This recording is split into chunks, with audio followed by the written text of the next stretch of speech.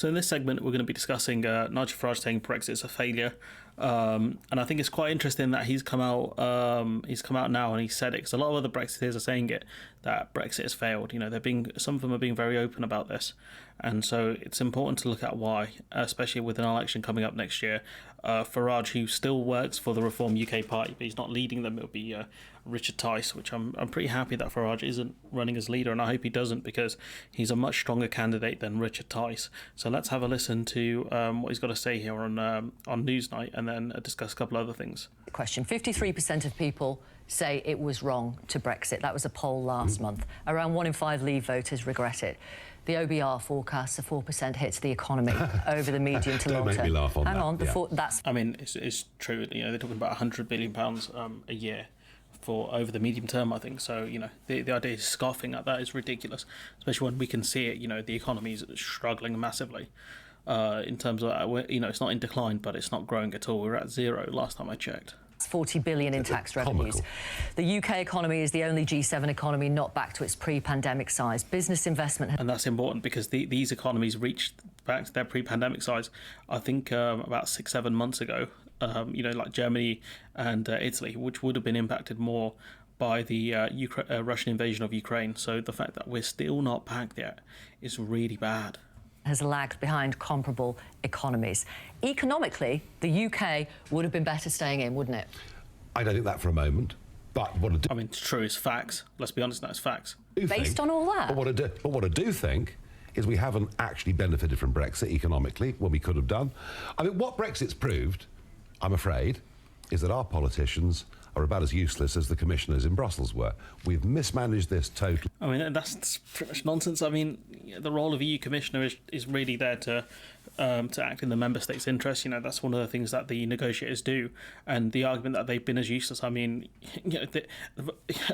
EU Commission are looking at getting semiconductors and stuff getting set up in the EU, as well as working with other major companies. In terms of green manufacturing, all this stuff. It's the argument that this set of EU commissioners have done a bad job. I would disagree with heavily. With the British government, on the other hand, you've got manufacturers leaving, you've got different companies saying either you renegotiate the Brexit deal or we outdog, all this other stuff here. To argue that one is as useless as the other, I think is doing a disservice to how useless the British government have been compared to the EU Commission. And if you look at simple things such as takeovers, such as corporation tax, we are driving business away from our country. Arguably, now we're back in control, we're regulating our own businesses even more than they were as EU members. Brexit... It's nonsense. We're barely, apart from financial services, which are, I think, more regulated than the minimum base standards of the EU, because the EU do set the base standards. The argument that we're regulating them more than we were before or anything like that is nonsense. Has failed. Back for you then? Well, I wouldn't rule it out. It's not top of my bucket list. EU members. Brexit has failed. For you then? Brexit has failed. There you go. Boom. Big admission there. Well, I wouldn't rule it out. It's not top of my bucket list, but frankly, we've not delivered on borders. We've not delivered... I'm trying to figure out what question she asked him, because you can't really hear it. The EU members. Brexit has failed. Political comeback for you then? Political comeback for you then. There we go. Well, I wouldn't rule it out. It's not top of my bucket list, but frankly, we've not delivered on borders. We've not delivered on Brexit. The Tories have let us down very, very badly. So I'm thinking, why is he doing this? I saw on ITV that he said he might be forced back into politics because of the cost of living standard, when Brexit's played a large part in the rise of cost of living. So I think he might be doing this because, as far as I'm aware, generally you get paid for doing interviews. So maybe that's what Farage is doing, or maybe trying to boost his credentials as we kind of come into another US election cycle as well. He might be looking to make money on the speaking gigs in America, or maybe he's looking to actually mount a political comeback. He's very hard to understand because he does a lot of different things here.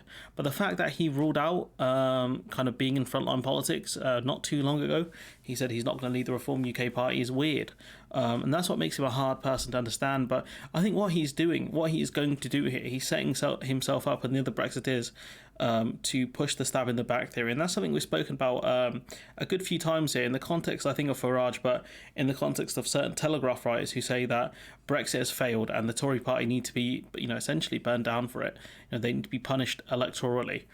massively. And I think what Farage and the Brexiteers are going to do is portray themselves as the true Brexiteers and say that, all of this stuff here, look how much they failed on, the boats and the economy and all of this stuff. The fact that they've kept the most of the EU rules in place here, that's what they're going to run on. And they're going to say that we're the true Brexiteers who are going to do this. And they're going to try and challenge the Tories on the right and try and push them to the right because, Rishi Sunak has moved them more, I think, towards the centre with more kind of moderate Tory policy, stuff you might have seen in the kind of David Cameron era. But he has combined that with a bit of culture war stuff with... I say culture war stuff. I kind of downplays it, kind of the racism with some of the stuff Suella Braverman has said. Let's be honest now, by calling it culture war stuff, kind of downplay it. But point being is that I think Farage is looking to either push the Tory party to the right, as in a right wing, or he's generally looking at a political comeback. I mean, it could be looking at making money on the speaking gigs. Maybe he's looking to get hired as an analyst. I don't know, because like I said, he's a very hard geezer to figure out. But what I do know is this is a huge admission. It's a huge admission that Brexit has failed, and what we have to do is stop them using the stab in the back myth of saying, we could have had this glorious Brexit, but if it wasn't for the Tory party and all the Ramonas and all the civil servants, it would have been glorious. We have to stop that and say, no, it wouldn't have, because it was always going to be a disaster from the start. The only thing is really highlights how stupid the politicians we have, because they've made it almost as bad as they possibly could have done. The only way it could have been worse is if they did a no-deal Brexit. That would have been much, much worse than the situation we're in now. But right now, it's an absolute disaster.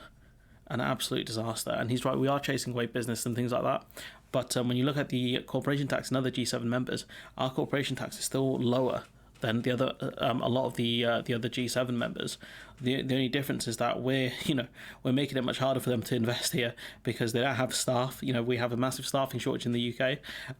When it comes to the other things that we have here, it's just terrible. So you can see why businesses aren't investing here. The energy crisis is a disaster in the UK. As well, the government are failing to support businesses despite EU member states being in a much better position. So it's just I'll be at fault for rambling here, but point being is that Brexit has failed, and that's the admission I want. That's an admission I think a lot of us wanted. But beyond that, I think we've got to stop them from talking nonsense about this and trying to blame others when the real people we should be blaming is people like Farage, who he can claim that we said we'd take back control but we gave it to a bunch of idiots. It's like, that's what you did when you stood down your candidates in 2019. That's what that he played a part in the Tory win in 2019, let's be honest.